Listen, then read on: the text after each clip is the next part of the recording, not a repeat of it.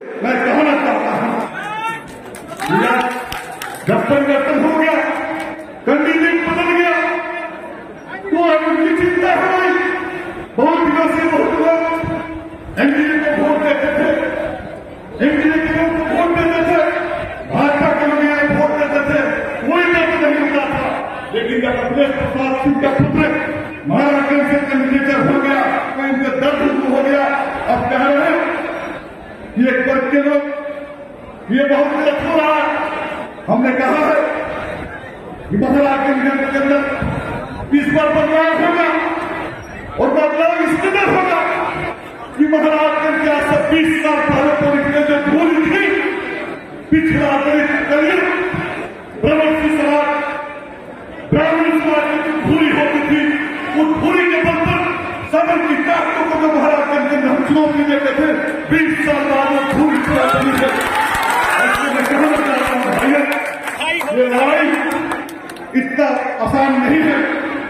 जब हम इकट्ठा हुए तो महाराष्ट्र की सामन की ताकतों में जो पूरे कल तक उनके साथ और बैठ था, जब हम एक हो रहे थे, हम लड़ाई का आगाज कर रहे थे, तो अपने बैठ को भूल गए और प्रतिमाचन के गोद में बैठ करने का काम किया। मैं चेतावनी देना चाहता हूं, जितना पट्टी मारना हो, जितने गोद में बैठते हो, महाराज इस पर परिवर्तन होगा। आकाश पर महाराज से शासन बनेगा, कोई नहीं करेगा, वोट नहीं सकता। मैं आम लोगों से राष्ट्रीय कांग्रेस और वामपंथियों के कार्यकर्ताओं से अपील करना चाहता हूं कि बड़े दिनों के बाद ये अवसर हमारे सामने आया है। महाराष्ट्र के राजनीतिक ग्रहण बदलने का अवसर सामने आया है। इसलिए भाइयों, मैं अंतिम अपील करना चाहता हूं कि महाराष्ट्र से राजपुरा जी के लोग सांसद होते रहे, लगातार होते रहे, हम यहां भी हुए। पिछले दफे कुछ कमजोरी आई, कोई हिम्मत नहीं करता था, कोई हिम्मत दूसरी जाति की नहीं करता था, दलित नहीं करता था, पिछड़ा नहीं करता था, अकलियत नहीं करता था, ब्राह्मण नहीं करता था, बुनियाद नहीं करता था।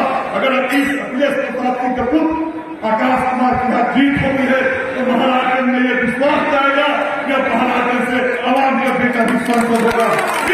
मैं तमाम राष्ट्रीय जनता दल, वामपंथी पार्टियां और कांग्रेस के भाइयों से अपील करना चाहता हूं, अकलियतों से अपील करना चाहता हूं, पिछड़ों से अपील करना चाहता हूं, दलितों से अपील करना चाहता हूं कि 25 तारीख को मतदान होगा।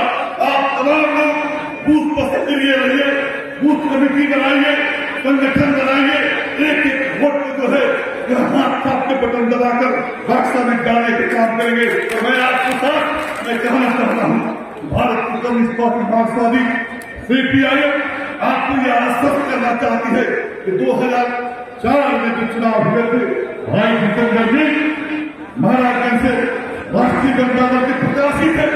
बहुत सारे लोग